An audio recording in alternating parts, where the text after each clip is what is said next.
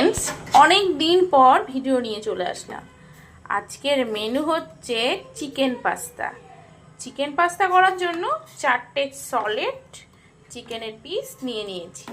4টে piece নিয়ে নিয়েছি বলতে আমি চিকেন নিয়ে এসেছিলাম, ওই চিকেনের মধ্যেই চিকেন রয়ে গেছিলো, সলিড 4টে পিস সরিয়ে রেখে দিয়েছিলাম। আর যা যা লাগে তোমাদের সঙ্গে শেয়ার করব, দেখতে থাকো কন্টিনিউ। এই দেখো দেখো আমার পাস্তাটা সেদ্ধ করা হয়ে গেছে। এদিকেও মাংসটাকে আমি সেদ্ধ করে নামিয়ে কুচি কুচি কুচি কুচি করে ছিঁড়ে নিয়েছি।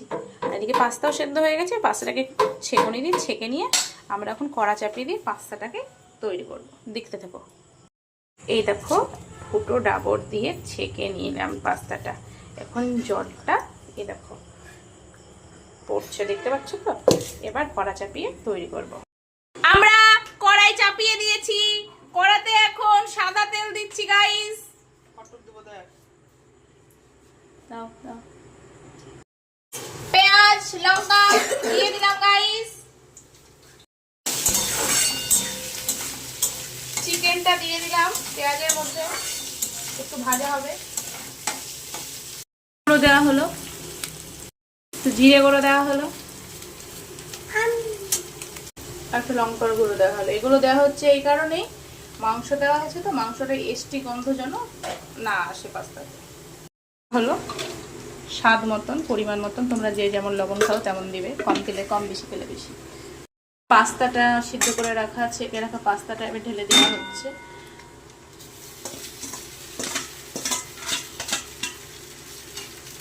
নেওয়া হলো সবগুলোর সঙ্গে। এটা চিলি সস, এটা চিলি সস দেওয়া হচ্ছে এখন।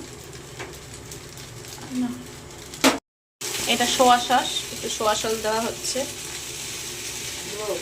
দেওয়া হচ্ছে টমেটো সস।